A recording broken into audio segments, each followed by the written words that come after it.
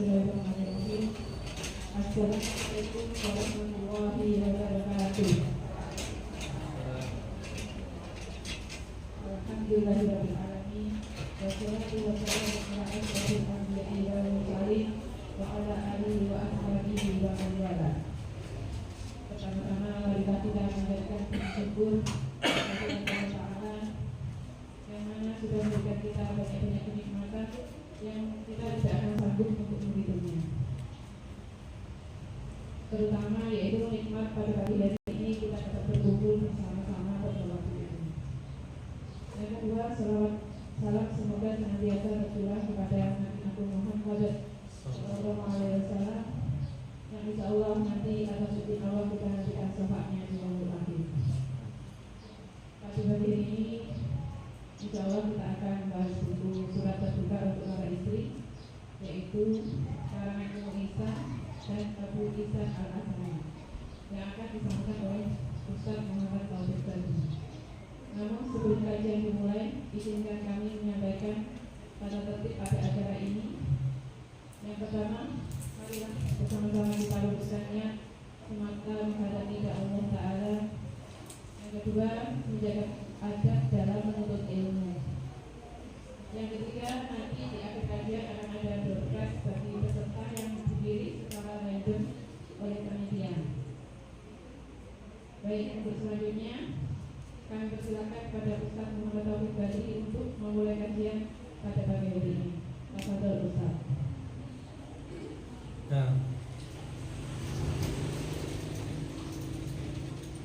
Assalamualaikum warahmatullahi wabarakatuh.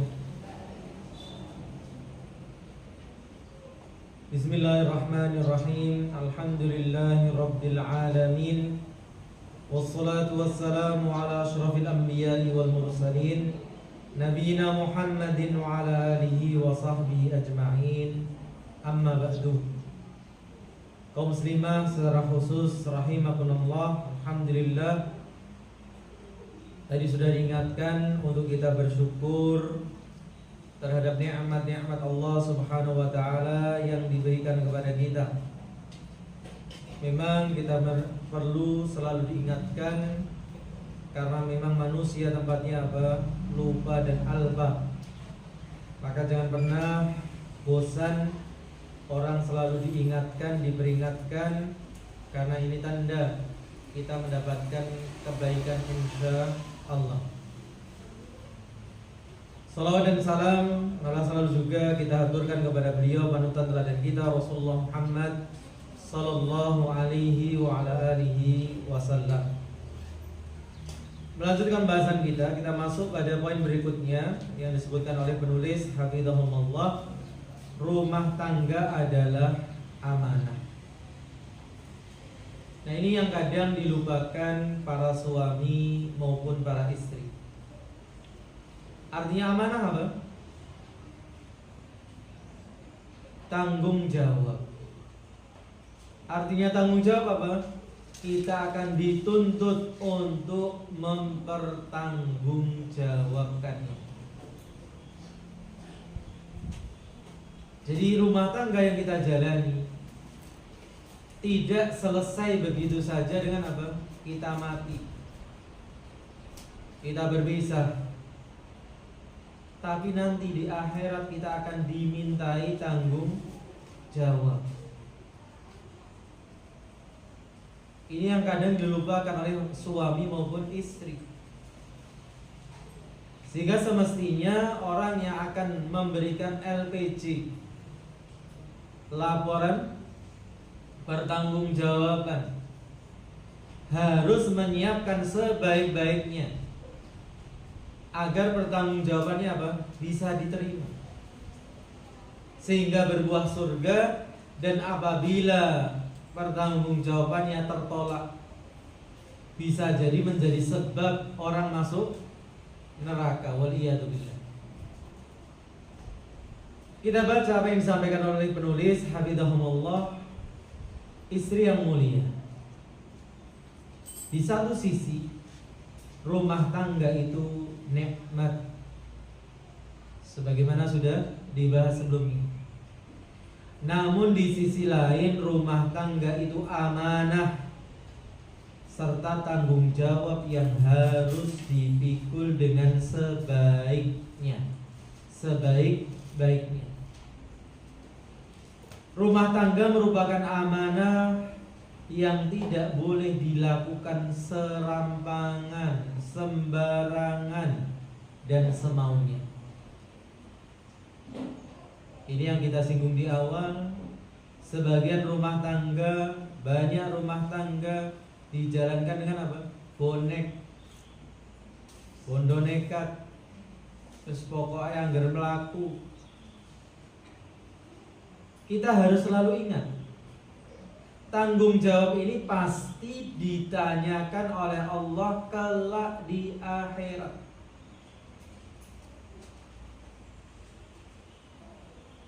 Sebagaimana hadis yang menyebutkan la tazulu qadama 'abdin hatta yus'ala an arba. Ini salah satu bukti kita akan diminta pertanggungjawaban. Dua kaki kita kelak di padang mahsyar tidak akan bergeser sampai ditanya tentang 4 perkara. Apa itu 4 perkara? Nah, ini hadiahnya bisa dikasihkan yang jawab. Apa 4 perkara yang akan ditanyakan kepada kita kelak di hari kiamat? Angkat tangannya dulu biar dipilih panitia. Enggak keroyokan.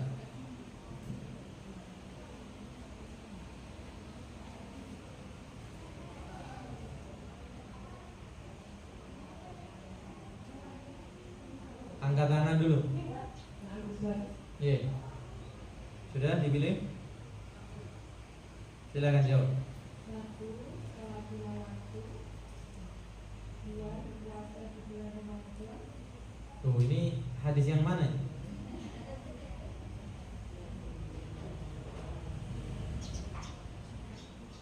Barakallahu fiik. Yeah. 4 pertanyaan, 4 perkara yang akan ditanyakan kelak di hari kiamat. Bukan tentang 4 sifat wanita ya. Dipahami dulu pertanyaannya. Yeah.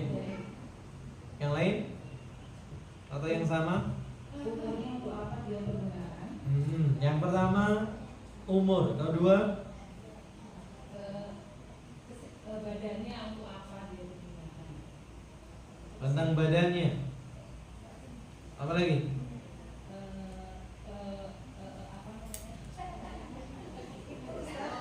Hartanya untuk apa dia belanjakan? Harta dari mana dia dapatkan dan untuk apa dia belanjakan. Yang keempat, yang sedang kita lakukan. Umurnya untuk apa dia? Ilmunya untuk ya ilmunya pokoknya. Iya. Umurnya, ilmunya apakah sudah diamalkan? Boleh lagi Ustaz. Iya.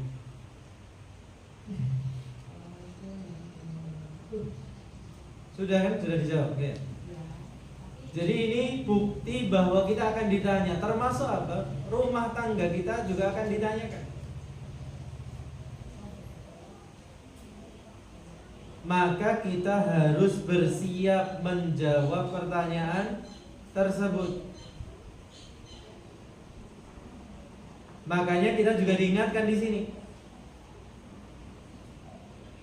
Rasulullah SAW bersabda dalam sebuah hadis, ala kullukum ra'in. Ketahuilah setiap kalian itu adalah pemimpin. Wa kullukum mas'ulun an ra'iyatihi. Dan apa yang akan ditanyakan? Dan setiap kalian akan ditanya tentang apa yang dipimpinnya. Fal imamul ladzi 'alan nasi ra'in wa huwa mas'ulun an ra'iyatihi.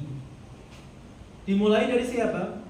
Amir, raja, presiden, gubernur, bupati, wali kota. Yang memerintah manusia adalah pemimpin, dan ia akan ditanya tentang rakyatnya. Maka aneh kalau orang rebutan jadi presiden, rebutan jadi gubernur. Karena semakin banyak yang dipimpin, berarti pertanyaannya semakin apa? Berat. Warrajulu ra'in ala ahli baitihi wa huwa mas'ulun an ra'iyatihi. Kemudian dari pemimpin yang luas disempitkan. Siapa? Seorang lelaki adalah pemimpin atas keluarganya, dan ia akan ditanya tentang mereka. Masya Allah. Bapak-bapak yang dipilih Allah, ar-rijalu qawwamuna 'alan nisa. Pemimpin bukan hanya tentang prestis, tapi juga tentang tanggung jawab. Ternyata bukan hanya suami. Siapa? Wal mar'atu ra'iyatun 'ala ahli baiti zawjiha wa waladihi wa hiya mas'ulatun anhum. Nah, poinnya di sini Ibu, seorang wanita adalah pemimpin dalam rumah suaminya. Artinya apa? Ketika suaminya tidak ada di rumah, maka seorang istri adalah co-pilot, wakil dari sang suami, menjadi ratu, sehingga dia punya tanggung jawab terhadap siapa?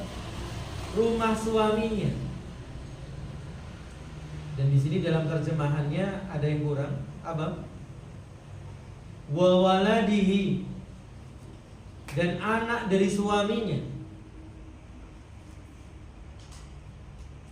Ini karena anak dinisbatkan nasabnya ikut siapa? Bapaknya. Tapi jelas anak tadi anak berdua. Maka si ibu juga bertanggung jawab. Sehingga ditegaskan, dan ia, sang istri ini, si ibu ini akan ditanyai tentangnya. Jadi ibu-ibu, jenengan akan ditanya tentang kondisi rumah. Jenengan akan ditanya tentang uang belanja yang dititipkan, harta yang dititipkan suami, anak-anak yang dititipkan suami di rumah. Bukan kemudian apa? Cuek terhadap anak. Kan sudah dimasukkan sekolah Islam, Ustaz. Gitu ya. Hendak tanggung jawab pendidikan tetap pada siapa? Orang tua. Anak pulang dibiarkan. Bahkan sebagian orang tua di luar sana, semoga di sini tidak ada, biar dia bisa asik bermedsos, biar dia bisa asik nonton drakor, anaknya pun dibelikan HP, biar gak ganggu HP ibunya. Ada gak hari ini seperti itu? Ada. Allah musta'an. Padahal si istri akan dimintai pertanggungjawaban semua yang ada di rumah tadi.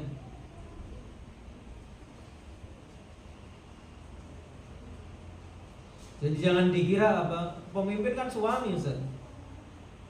Istri juga pemimpin di saat suami tidak ada.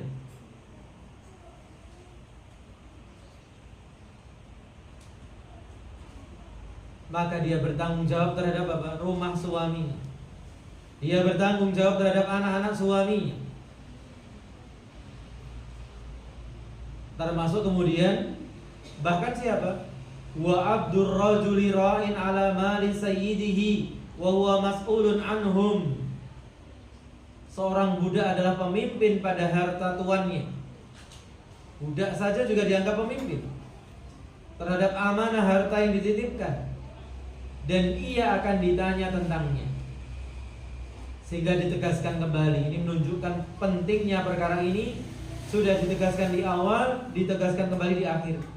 Ala fa kullukum ra'in wa kullukum mas'ulun an ra'iyatihi. Ketahuilah, bahwa setiap kalian adalah pemimpin dan setiap kalian akan ditanya tentang apa yang dia pimpin. Sehingga nasihatnya, marilah kita jaga amanah ini baik-baik. Kenapa? Karena hakikatnya orang yang menjaga amanah dengan baik, dia sedang menyusun laporan pertanggungjawaban dengan baik. Orang yang menjalankan amanah dengan baik, sebenarnya dia sedang menolong siapa? Dirinya sendiri. Dalam kondisi dahsyat hari kiamat, padang mahsyar yang luar biasa, di mana Allah menjanjikan pahala yang besar bagi orang-orang yang senantiasa memelihara amanah yang dipikul. Ini manajemen resiko. Bahwa iya, resikonya besar, tanggung jawabnya besar, tapi ternyata pahalanya juga besar. Allah Maha Adil. Kalau kita mau menjalankan amanah ini dengan baik, mereka lah orang-orang yang berhak mewarisi surga Firdaus dan mereka akan kekal di dalamnya. Surga Firdaus kita tahu, surga yang paling tinggi. Allah mengatakan di surah Al-Mu'minun, surah ke-23, ayat 10 sampai 11, ulaika humul warithun. Mereka itulah orang-orang yang mewarisi. Apa yang diwarisi? Alladzina yarithunal firdausa hum fiha khalidun. Yakni orang-orang yang mewarisi surga Firdaus, mereka kekal di dalamnya. Dan silahkan dibuka surat Al-Mu'minun, baca ayat-ayat sebelumnya. Siapa yang dijanjikan ini? Di antara sifat orang beriman yang Allah sebutkan adalah orang-orang yang menjaga amanah. Sehingga nasihatnya, saudariku, sudah dimaklumi, tugas dan tanggung jawab itu memang tidak ringan.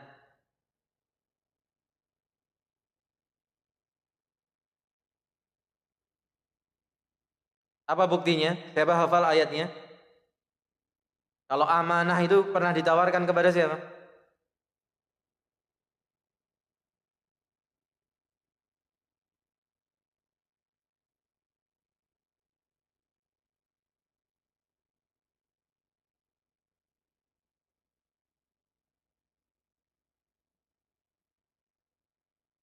Inna aradnal amanata. Siapa yang lanjutkan?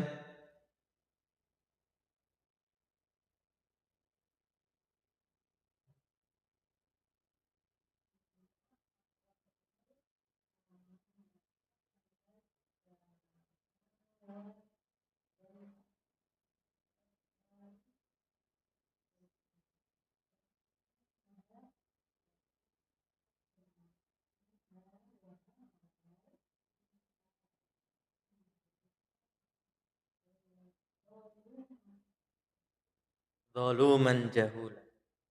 Inna aradnal amanata 'alas samawati wal ardi wal jibal. Amanah itu pernah ditawarkan kepada siapa? Langit yang begitu luasnya, bumi, gunung-gunung. Fa abaina an yahmilnaha wa ashfaqna minha. Semua menolak untuk memikul amanah, padahal mereka makhluk yang sangat besar. Siapa yang kemudian nekat memikulnya? Wa hamalahal insan. Kenapa manusia nekat? Innahu kana zaluman jahula.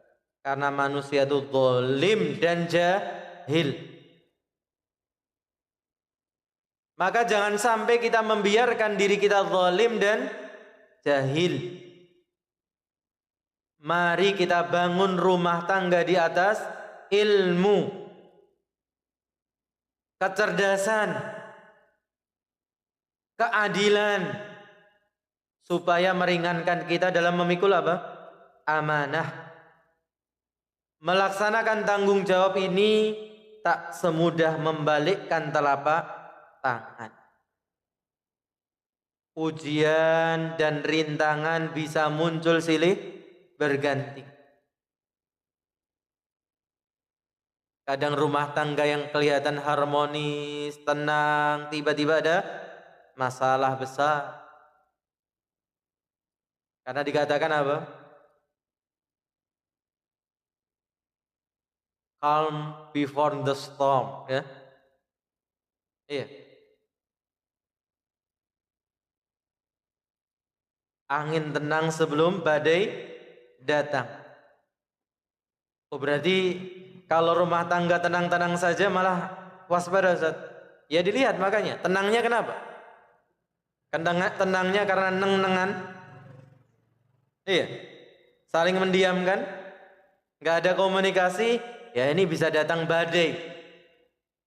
Tapi kalau tenangnya dibangun atas apa? Keimanan,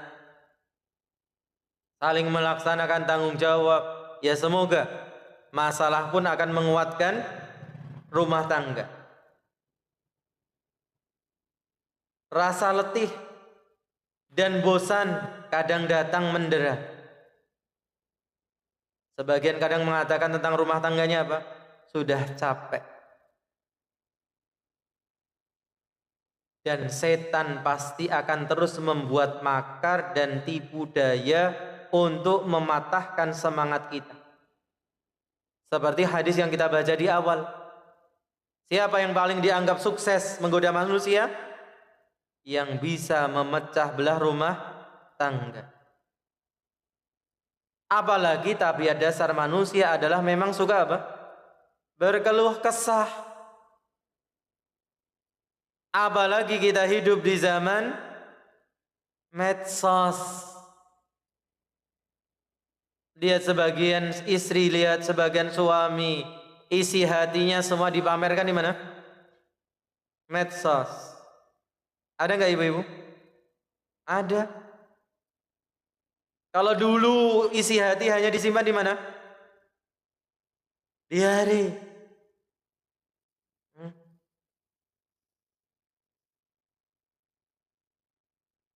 Bukan diare ya. Dia ya sudah, di mana bacanya yang benar? Diari, ya. Baik. Sampai-sampai bukunya dulu ada apa? Gemboknya.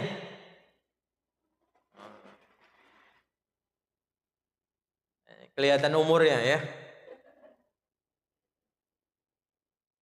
Maka subhanallah, dulu orang itu malu terhadap isi hatinya. Dia ingin mencurahkan di tulisan, tapi ditutup rapat-rapat.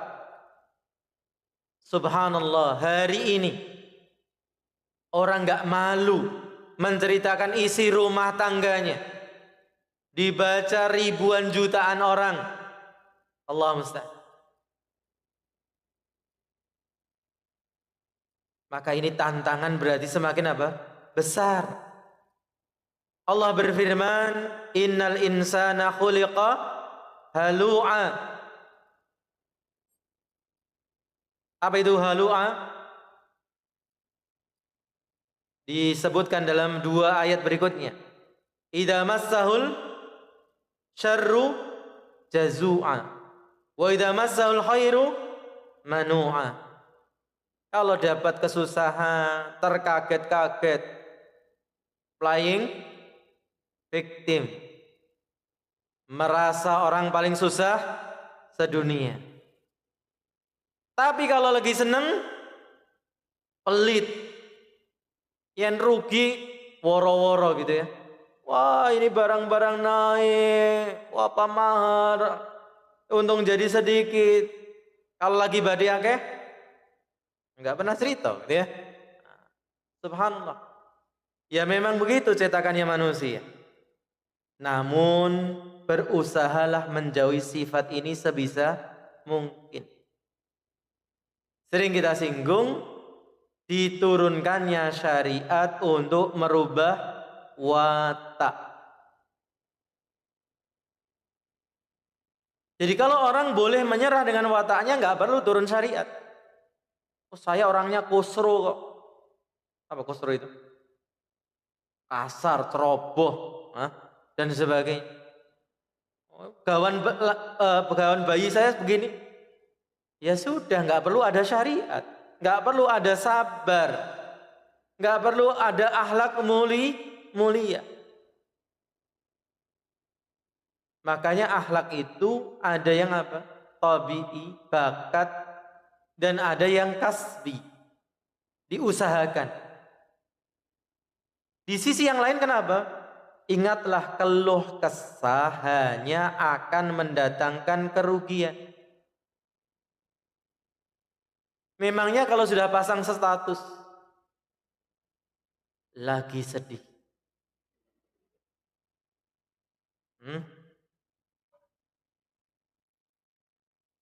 nggak sampai nulis, cuman apa?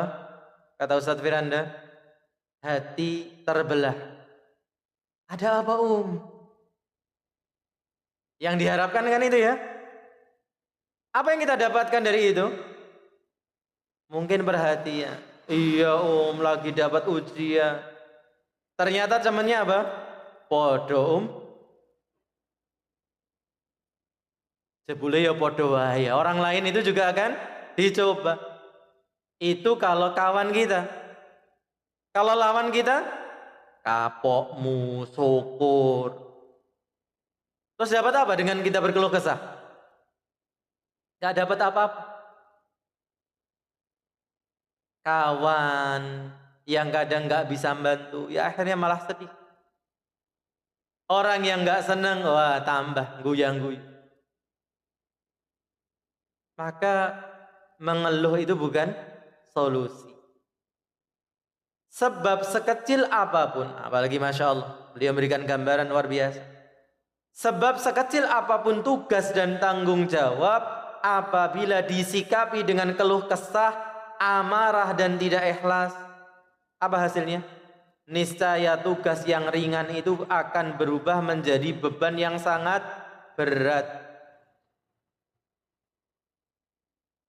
Rumah kita rata-rata hari ini rumah yang kecil ya, dibandingkan dengan orang tua kita dulu.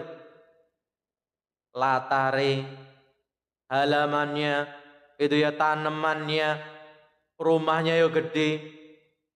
Kelihatannya dulu orang tua itu nggak pernah ngeluh ya, nyapu mana, jalan, halaman, yo rumah. Sekarang sudah rumahnya kecil, anaknya bikin kotor sedikit sudah apa? Aduh, ibu ini udah nyapu, ngapel, kalian kotori lagi. Subhanallah. Yang seharusnya tadi nyapu sambil dengarkan kajian itu ringan, sambil berzikir ringan. Tapi karena ngeluh, karena apa? Marah-marah. Jadi apa? Jadi berat. Hatinya jadi sempit.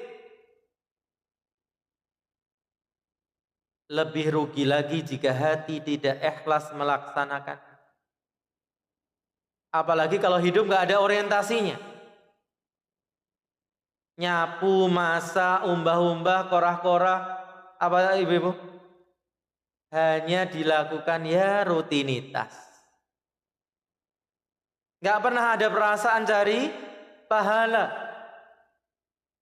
Ya sudah, rugi dunia, akhirat. Di dunianya isinya hanya jengkel, marah-marah. Di akhiratnya nggak dapat apa-apa. Sehingga pada akhirnya membuat kita terluput dari pahala. Inilah kerugian di atas kerugian.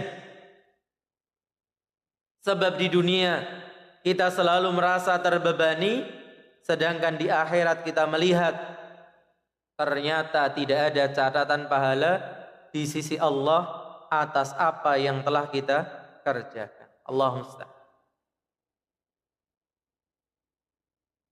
Kalau kita melihat seperti ini, betapa butuhnya para calon istri itu pendidikan menjadi istri. Makanya dulu kita sempat ngerintis di Madiun ya, akademi pranikah. Tapi karena COVID, kemudian kesibukan masing-masing, Masya Allah, nah, kita belum programkan lagi. Yang berjalan sekarang, dan ini semoga juga bagian bukan hanya calon, yang sudah nikah pun, ada kelompok kajian di Solo yang kemudian kita kopas, ya, walaupun kopas namanya saja, jadi kajian Aisyah, Akademi Ibu Solihah. Maka semoga ini menjadi embrionya begitu ya, di Ngawi ini, kajian ummahat ini menjadikan ibu-ibu yang salihah, istri-istri yang salihah insyaallah. Sebaliknya, jika kita melaksanakan semua tugas dan tanggung jawab itu dengan penuh keikhlasan. Ini sudah kita singgung dalam jawaban pertanyaan di pertemuan-pertemuan yang lalu. Ikhlas itu apa? BBM yang nggak pernah habis. Jadi meskipun kawan-kawannya sudah mogok, sudah kehabisan bahan bakar dalam berumah tangga, orang yang berumah tangga dengan ikhlas akan terus bisa berjalan. Karena yang dicari ridhonya Allah. Niscaya segala upaya yang kita kerjakan akan membawa kebaikan. Dan orang yang ikhlas apapun yang dikerjakan, tentu sesuai dengan tuntunan syariat, hasilnya pasti baik. Sebab seberat apapun tugas dan tanggung jawab, jika kita laksanakan dengan penuh kerelaan, kegembiraan, dan harapan, serta menyambutnya dengan senyuman, maka tugas yang berat itu pun menjadi terasa ringan. Jadi semuanya ini sebenarnya masalah apa? Hati. Bagaimana kita mensikapi kehidupan kita. Yang ringan menjadi berat, kenapa? Karena hatinya menganggap berat. Sebaliknya yang berat akan terasa ringan karena hatinya menganggap ringan. Maka kesehatan hati jauh lebih penting daripada kesehatan apa? Fisik. Yang hari ini dibahasakan dengan apa? Kesehatan mental. Lebih dari itu, dengan keikhlasan hati, semua jerih payah dan setiap tetes keringat yang kita keluarkan akan bernilai pahala di sisinya. Apalagi dengan cuaca kita hari ini gitu ya. Masya Allah, ibu-ibu nyapu gobios, masak tambah gobios gitu ya. Maka tetesan keringat ini tidak akan sia-sia. Dan inilah keberuntungan di atas keberuntungan. Yang lain menumpuk kerugian, sedangkan orang yang ikhlas apa? Menumpuk keuntungan. Pilih yang mana kira-kira? Tentu orang ingin menumpuk apa? Keuntungan. Sebab jika engkau melaksanakan tanggung jawab ini dengan sebaik-baiknya, niscaya suami juga akan senang dan semakin cinta kepadamu. Ini yang namanya apa? Inner beauty. Yang cantik hatinya. Maka kalau yang cantik hatinya semakin lama semakin apa? Cantik. Karena nggak mungkin fisik itu cantik terus. Bu siapa itu? Marta Tilaar. Siapa itu pemilik? Itu ya tetap tuwek gitu ya. Ibu-ibu ada yang nggak tuwek nggak di sini? Tambah umur ya tambah tuwek gitu ya. Makanya nasihatnya apa? Nikah itu nggak usah cari yang cantik, nggak usah cari yang ganteng. Cari aja yang elek, awet. Awet elek gitu ya. Yang ganteng tuwek dadi elek, sing cantik tuwek dadi elek. Tapi kalau hatinya cantik, meskipun fisiknya berubah, pasangan akan melihatnya tetap apa? Cantik. Karena yang dilihat apa? Sikapnya. Pernah sambil jalan mendengarkan nasihatnya siapa itu? Ustaz Armen Halim Naro gitu ya. Rahimahullah. Istri secantik apapun, tapi kalau dia sedang tidak nurut kepada suaminya, dia lebih jelek dari monyet. Kata beliau loh. Subhanallah.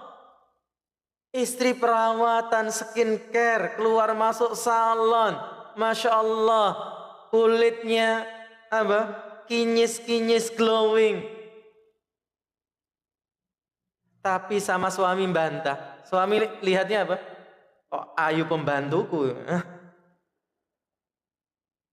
Iya, kenapa? Pembantunya disuruh nggih. Nggih ndoro, masya Allah. Ini sing bojo iki sing ndi kan gitu ya.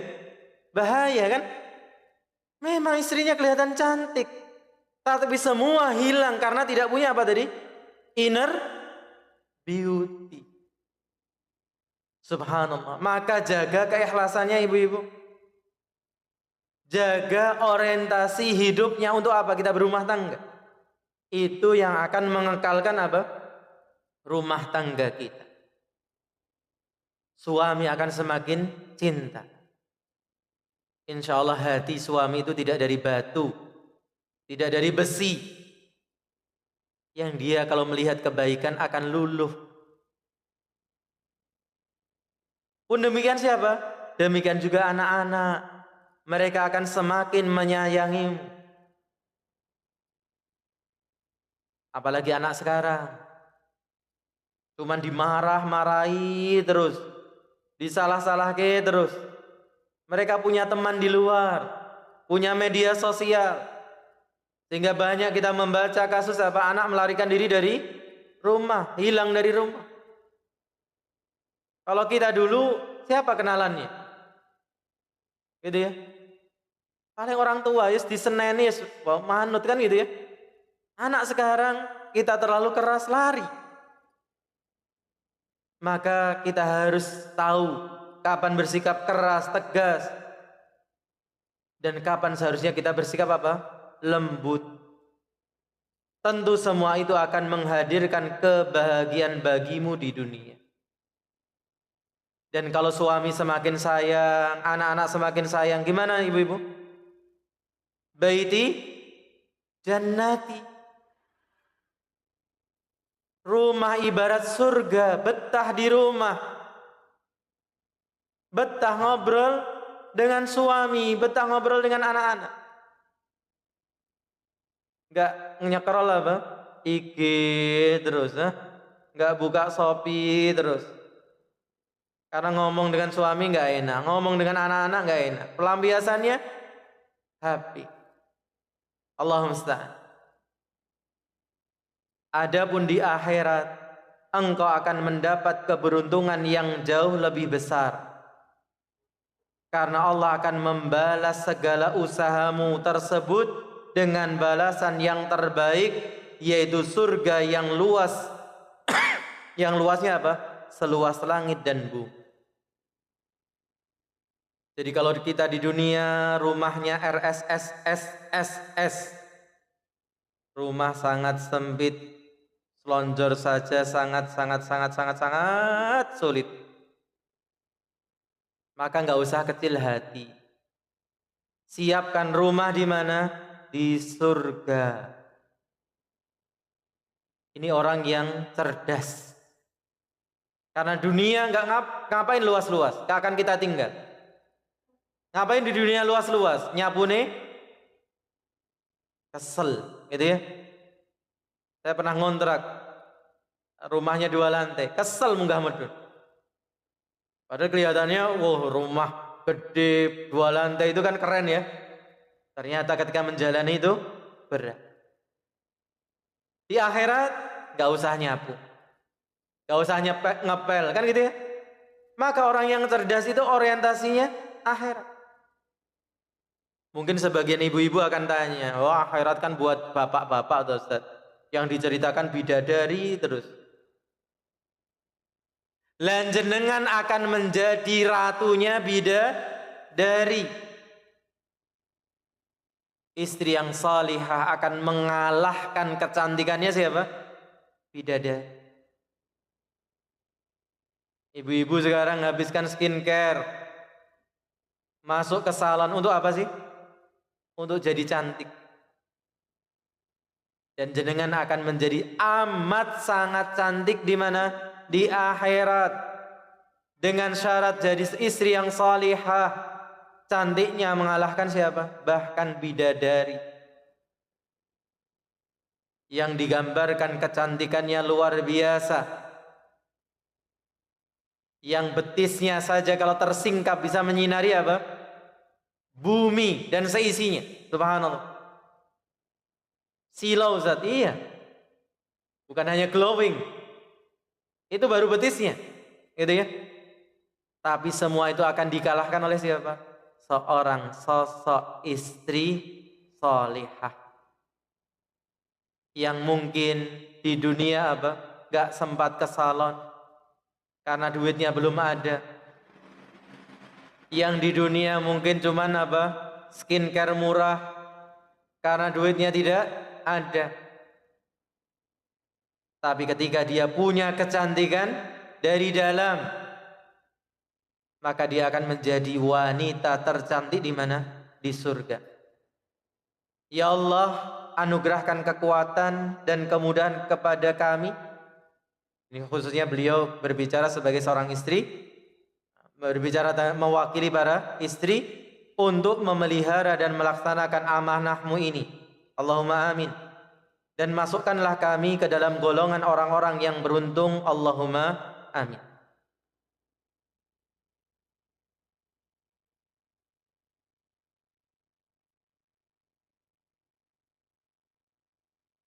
Baik. Ini poin berikutnya yang sudah kita ambil. Cukup ya? Nanggung nanti kalau kita lanjut. Kita buat tanya jawab aja. Silakan.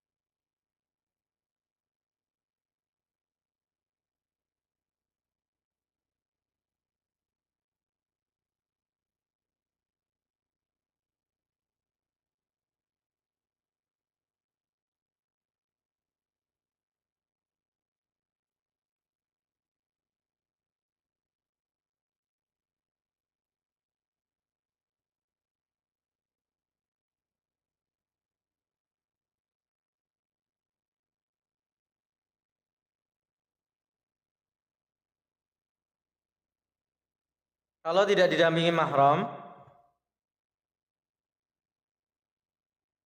itu mic-nya agak lebih dekat, gitu ya, supaya jelas.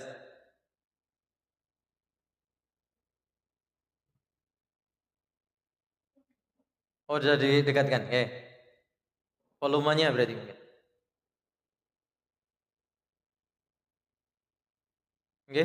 Kalau tidak didampingin mahram, lanjut pertanyaannya.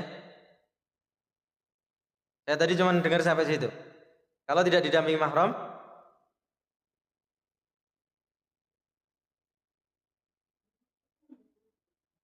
kenapa? Oh, pandangan Islam. Oke. Oke. Baik.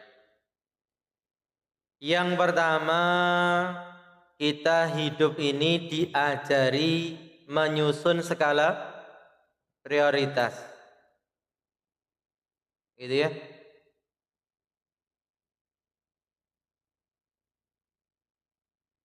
Kita harus tahu mana yang harus didahulukan dari semua perkara yang ada. Memang menuntut ilmu itu penting. Dan semuanya juga penting. Belajar tahsin penting, belajar bahasa Arab penting, ngaji seperti ini penting. Tapi harus tahu apa? Skala prioritasnya. Termasuk apa? Kegiatannya sebagai istri.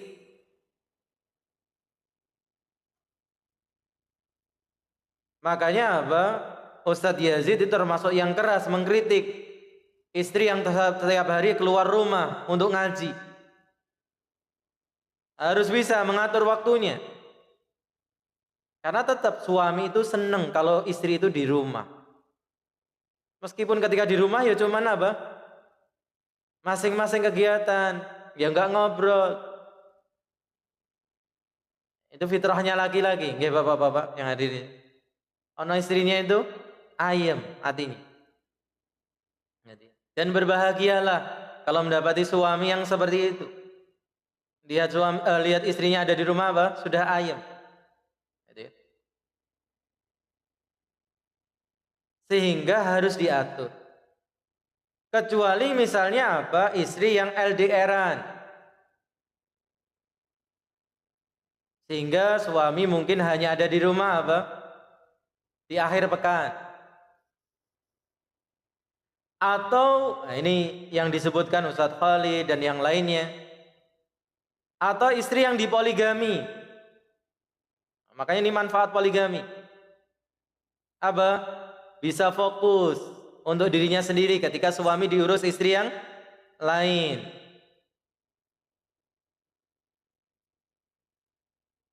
Ustadz gitu, lo beneran kan gitu ya? Ketika suami di istri yang lain berarti kan jenengan mau belajar, mau ngaji, mau ibadah kan menjadi bebas. Karena tidak ada tanggung jawab terhadap suami. Itu ya. Nah, ini kasus lain. Itu ya. Maka tidak apa-apa dalam kondisi jenengan longgar seperti itu, gunakan waktunya belajar Al-Qur'an, belajar bahasa Arab. Lalu bagaimana kalau keluar rumah tadi tidak didampingi mahram? Nah, pertanyaannya di situ ya. Pertanyaannya tentang mahram, Ustaz tekan ngendi ya. Soal mahram, kewajiban didampingi mahram itu kapan? Kalau seorang wanita safar. Tapi kalau cuman nguplek di Ngawi, ya tidak apa-apa dengan keluar rumah sendiri. Tapi atas izin suami. Jadi suami itu tahu, suami merasa dihargai karena dimintai izin. Ya, wallahu a'lam.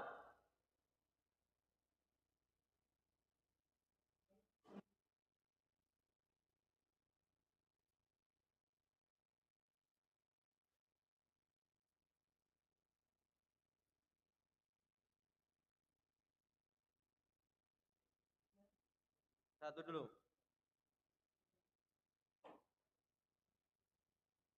Baik. Hukum arisan kurban. Hukum arisan kurban itu merujuk kepada hukum arisan barang. Apa hukumnya arisan barang? Hukum arisan barang tidak boleh. Kenapa? karena akan terjadi selisih harga. Kita lihat kurban tiap tahun meningkat. Dan seperti ini menimbulkan peluang apa? Riba. Maka tidak boleh arisan apa? Kurban. Silahkan buka tabungan kurban. Beda konsepnya. Kenapa? Karena dalam arisan itu kan hakikatnya apa arisan itu? Hutang.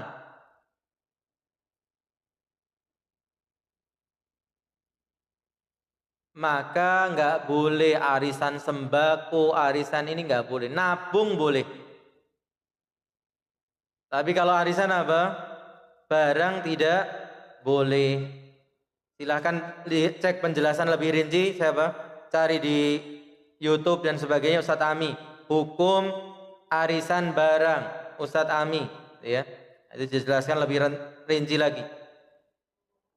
Kedua.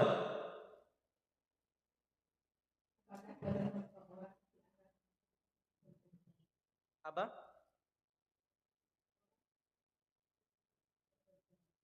Batasan orang dikatakan mampu berkorban. Dia mampu untuk membeli apa?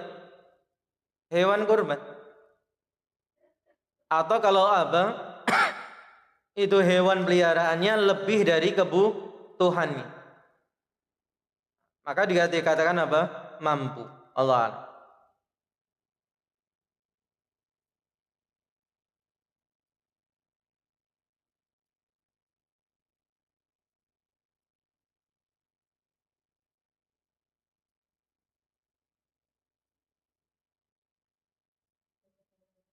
Nah, seorang istri yang mengalami KDRT, buat apa dia bagi di sosmed? Siapa yang nolong dia?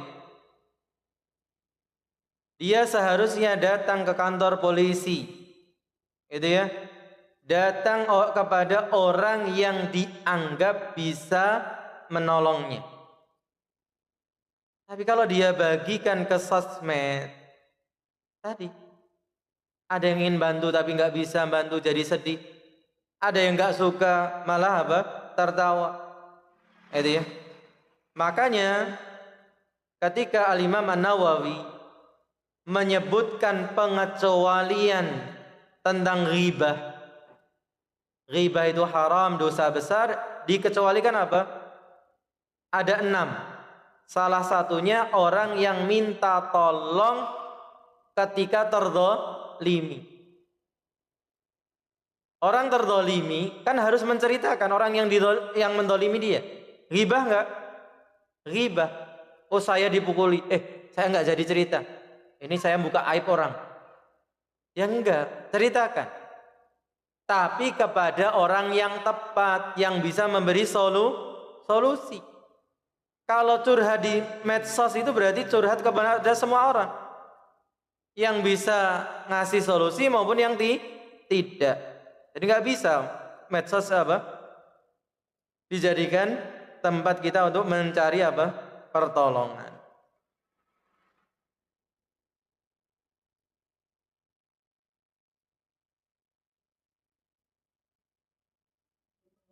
Yeah.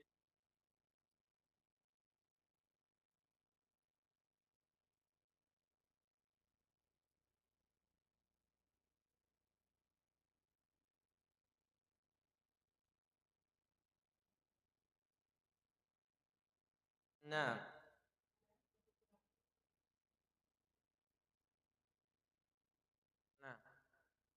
ini akan selalu kita ulangi ya. Kelihatannya pertanyaannya akan selalu ada pertanyaan seperti ini. Apa 2 kata? Introspeksi diri. Loh, yang malas itu suami saya Ustaz, bukan saya Ustaz. Iya.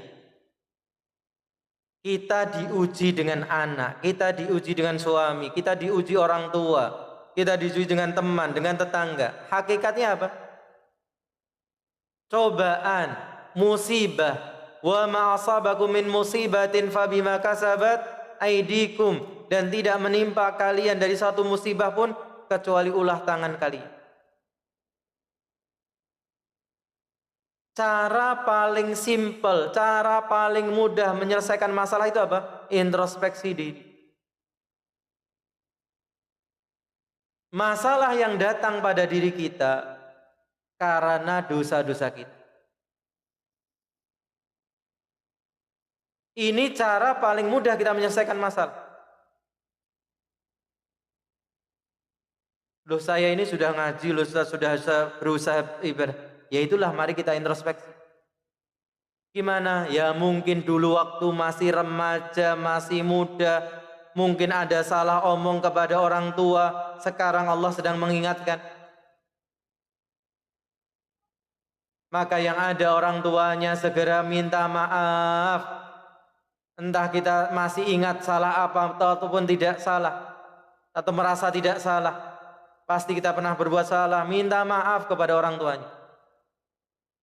Karena di antara dosa yang disegerakan hukumannya di dunia apa? Durhaka kepada orang tua, berbuat salah kepada orang tua. Yang orang tuanya tidak ada, segera banyak berdoa memintakan ampunan kepada Allah. Kemudian apa? Perbaiki hubungan kita dengan Allah. Kalau kita mau jujur, banyak ibadah yang belum kita kerjakan. Kalau kita mau jujur, ibadah yang kita sudah laksanakan sudah berkualitas belum? Sudah berpengaruh pada hati kita belum? Maka perbaiki hubungan kita dengan Allah. Yang berikutnya apa? Gunakan jalur langit. Kalau jalur darat harus berhenti di lampu merah. Jalur darat, obrolan dengan suami belum didengar, gunakanlah jalur langit. Syaratnya apa tadi? Kita sadar ujian cobaan itu Allah sedang negur kita gara-gara dosa kita, sehingga kita banyak mohon ampunan kepada Allah. Kita perbaiki hubungan kita dengan Allah, kemudian baru minta kepada Allah. Kalau hubungan kita baik dengan Allah, kita minta pasti diberi. Tapi kita pun harus ingat, diberi itu enggak harus sama dengan yang kita minta. Saya sudah minta ampun ya Allah, gitu ya. Saya sudah memperbaiki hubungan ya Allah. Saya sudah berdoa kepadamu ya Allah. Kok suami saya masih begitu ya Allah? Ya sudah. Allah ingin menyelamatkan kita dari keburukan yang semisal. Allah ingin menyimpan menjadi pahala nanti di surga. Sehingga kalau kita ingin bahagia, kuncinya apa? Mau introspeksi diri dan selalu berprasangka baik kepada Allah. Insya Allah kita akan bahagia. Karena tidak ada orang hidup itu tanpa masalah. Ada yang diuji, kita sebutkan di awal ya. Masih jomblo itu ujian enggak? Ujian. Kemana-mana ditanya kapan nikah. Begitu nikah ujian tidak? Tambah ujian. Dulu hidup sendiri, ujiannya cuma ditanya. Sekarang hidup, dapat pasangan, pasangannya jadi ujian. Ujian berikutnya ditanya, kapan punya anak? Kan itu ya? Subhanallah. Ternyata nikah ujian. Punya anak ujian enggak? Tambah ujian. Enggak ada orang hidup tanpa ujian. Maka sebenarnya hidup bahagia itu apa? Tentang manajemen ujian. Manajemen masalah. Salah satu cara paling mudah adalah itu tadi. Menyadari masalah datang karena apa? Dosa-dosa kita. Allah.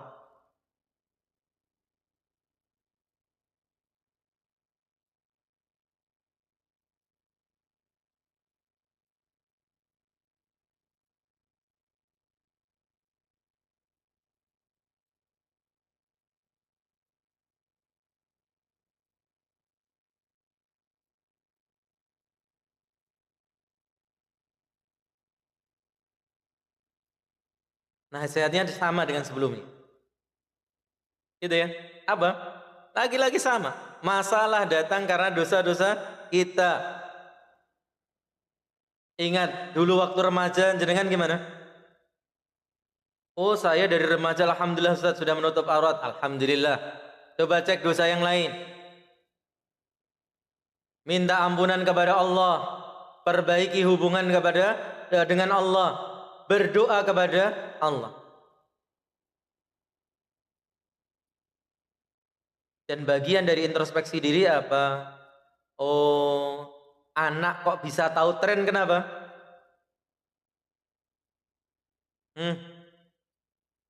Oh, mungkin saya terlalu bebas ngasih HP. Oh, mungkin saya kurang dalam memberikan apa? Wejangan. Oh, mungkin saya sudah memberikan wejangan, cara saya yang kurang tepat. Jadi semua masalah itu sebenarnya kembali pada dua kata tadi, introspeksi diri. Sayangnya orang melihat masalah hanya pada masalah. Kowe kok ngono to, nduk. Nduknya yang disalahnya. Padahal mungkin banyak kesalahan itu pada diri kita sebagai apa? Orang tua. Memang mengakui kesalahan itu berat. Mengaku salah itu apa? Berat. Ini kalau naik bis itu ya, jadi hafal, Masya Allah. Wong salah ora gelem ngaku salah. Suwe-suwe wegah. Masya Allah. Ngapalkan Al-Qur'an ini enggak hafal-hafal.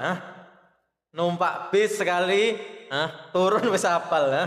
Masya Allah. Itulah maksiat ya.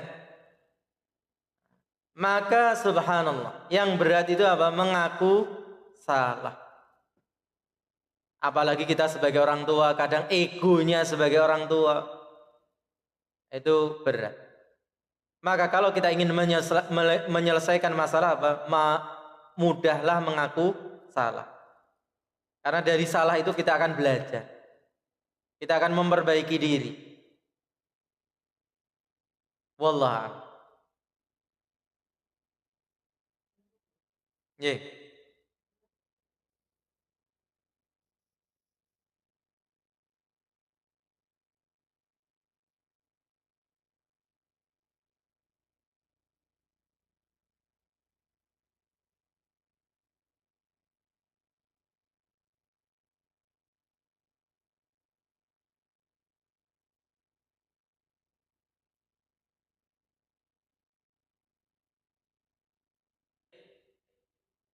Kalau sudah dinazar, apakah boleh siang nazar itu nazar yang lain? Atau sebaliknya, kalau sudah dinazar, bolehkah membuka peluang untuk dinazar oleh yang lainnya? Maka bergantung kondisinya. Kalau kondisinya itu sudah saling kecenderungan, maka bagi akhwat jangan membuka peluang yang lain. Sehingga jangan sampai nanti jatuh pada apa? Menghitbah orang yang sudah dihitbah saudaranya. Sudah ada kecenderungan untuk dilamar. Itu ya. Sehingga para comblang ini hati-hati. Kalau sudah ada rembuk, istilahnya apa? Rembuk tua gitu ya. Sudah hampir matang, ya jangan di apa? Sopo calonmu? Loh, Gur Joko Toko. Iki lho ana pegawe. Jangan begitu. Itu ngerusui, gitu ya. Kapan? Kalau sudah cenderung. Tapi kalau baru penjajakan tidak masalah. Ini kapan? Kalau bagi akhwat. Sedangkan bagi ikhwan itu dia punya kelonggaran yang lebih luas. Tapi dari sisi etika, jadi bukan dari sudut pandang agama ya. Jadi dari sudut etika sebaiknya satu diselesaikan. Artinya kalau memang masih ragu, kok kelihatannya belum klik, belum cocok, ya sudah nyatakan, maaf, Seperti saya dulu, gitu ya. Saya nazar ke Ponorogo, istri, pulang ke Salatiga, malam saya SMS, masih zamannya SMS. Mohon maaf, tidak bisa melanjutkan proses. Ya sudah, gitu ya. Gentle kita katakan, nggak bisa melanjutkan proses. Maka istri langsung balas, loh kenapa? Kok nggak bisa lanjutkan proses? Iya, maaf, tidak bisa melanjutkan proses sampai di sini. Insya Allah lanjut lamaran. Kita kerjai gitu ya. Masih calon saja udah kita kerjai ya. Maka kalau memang tidak lanjut, ngomong nggak usah lanjut. Baru kemudian proses yang lain. Karena nanti jadi terkenal. Apa? Abu Nadhor. Nadhor sini belum selesai sudah nadhor sana. Yang sana jumlah kenal sama yang sini. Loh kok ya di nadhor sana tuh. Iya.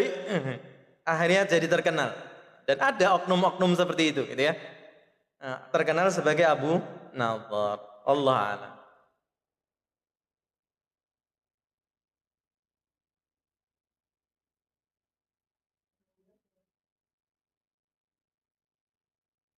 Semoga bermanfaat. Ini yang bisa saya sampaikan. Kurang lebihnya saya mohon maaf. Jazakumullah khairan telah hadir dan menyimak. Saya kembalikan kepada moderator.